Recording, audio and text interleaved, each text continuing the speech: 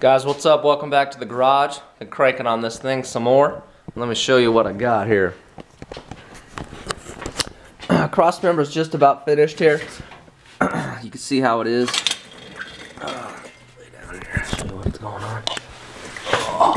So we talked about pretty much all the side brackets in the last video. This video, working on the sway bar deals. You can see them there. So I just took the same 120 wall tube and I cut it down. So I should have plenty of bite there. Went up here about 3 inches and then I went along the bottom of it. So it's good. I think the sway bar is actually in a pretty decent location. It seems to be pretty straight. So we'll see. Only thing I think extra that I'm gonna do is the top of this is open, like all the way.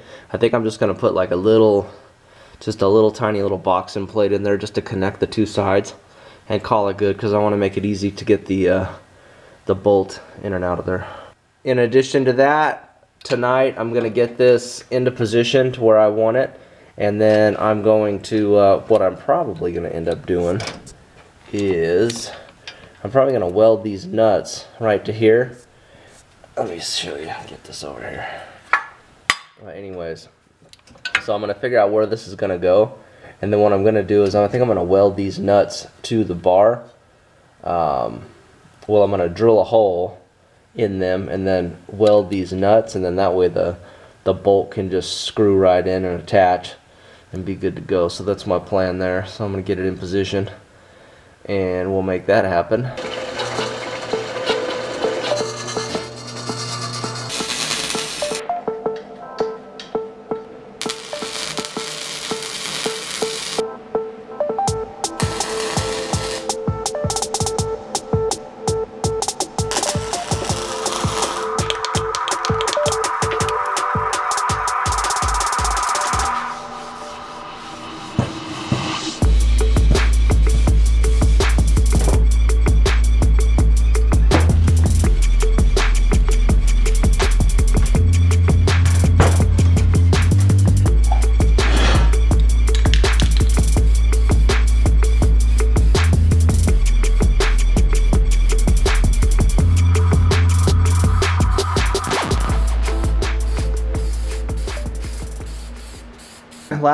Last couple nights, I guess, I've been working on this cross member.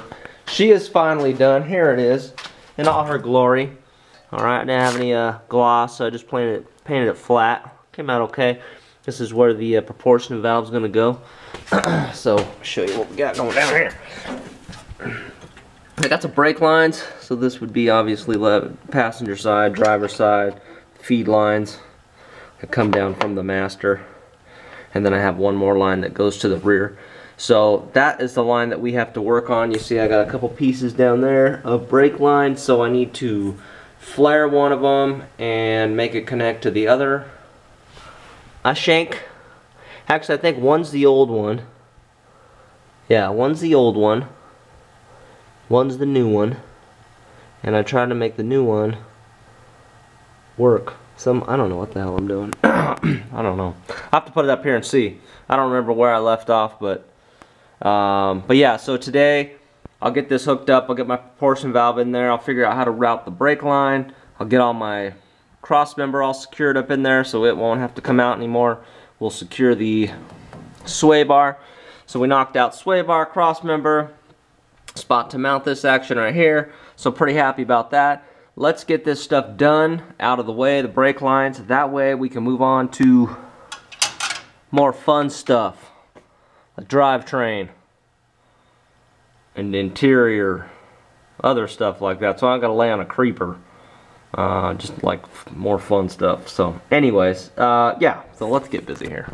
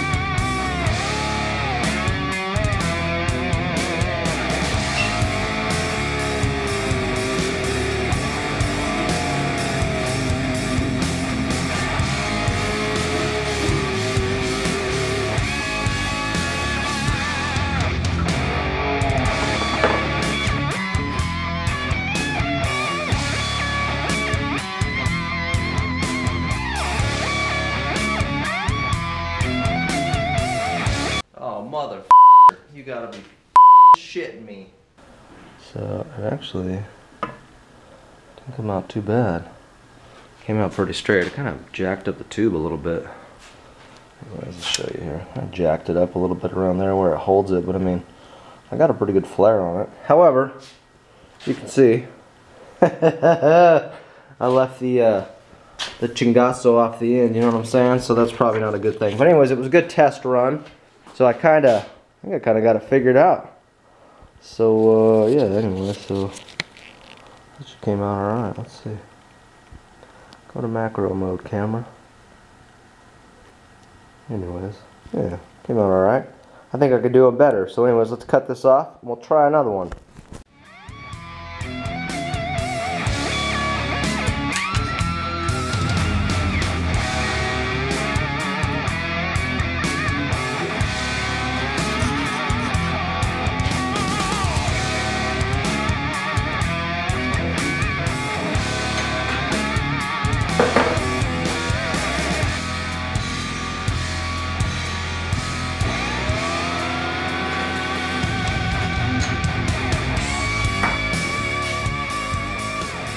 So we are working on video number 3 here.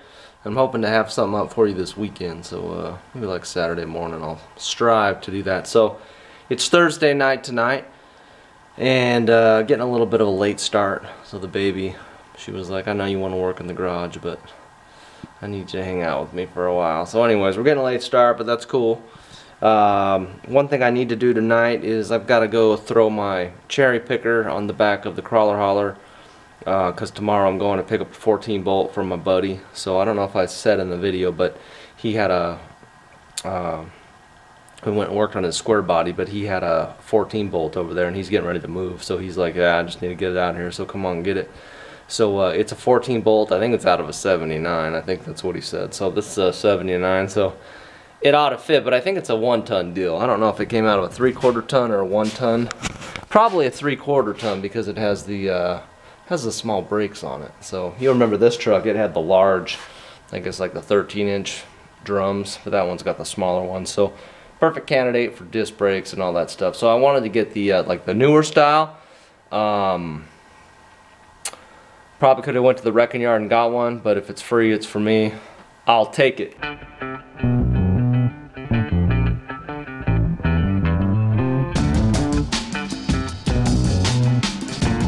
Next video we'll get her up on the bench, get up on a stand and dig into it, see what ratio it is and see how everything looks, and we'll go from there. So figure out what I want to do as far as the brake situation. Disc, drum, I don't know. As much as I'm gonna spend putting new drums and doing all the stuff, I might as well just go to disc. So it's probably what'll end up happening. So that is all. Time to get moving into the garage and get working on some brake stuff. So let's do it.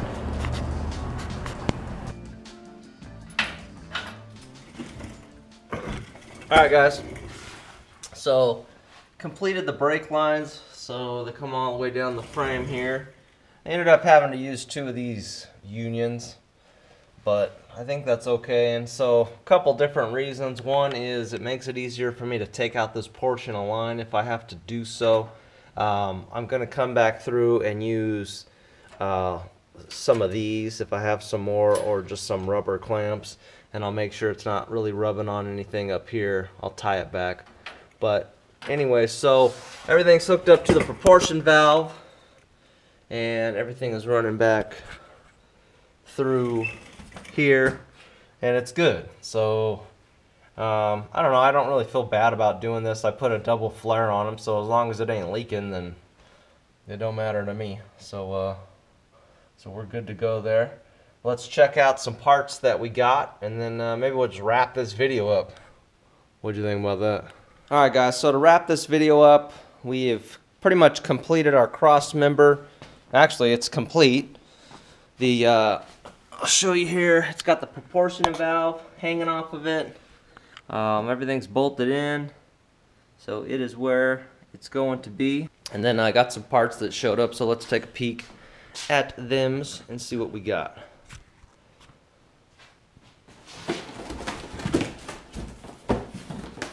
So you guys know, anytime you're working on this old stuff, you got old stuff's been sitting around.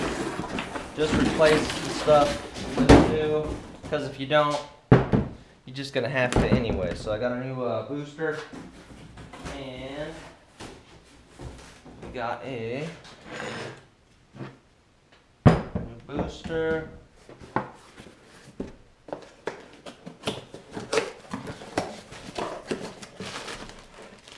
And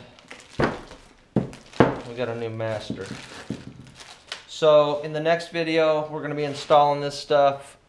We'll probably be changing our pedals out since this one's going manual. And what else are we going to do? So it's a perfect time to change the pedals and do all that since we're going to be doing this stuff. And then we've got that rear end to go through. So we'll get going on the rear end, figure out what it needs and what gear ratio it is, and then once we figure that out, then I'll make a determination with what I want to do with the front. So obviously, going to a full floating rear end, it's going to be 8-lug. I have wheels that I can move these tires to if I choose to do that. However, depending on the gear ratio of the rear end is going to determine what I'm going to do with the front end. So I ain't swapping gears just because it's too much, and you can find these front ends everywhere. So if it turns out that it is 373s, then I will just try to get some outers for the front. I'll go to the wrecking yard and just pull some outers, and we'll call it good.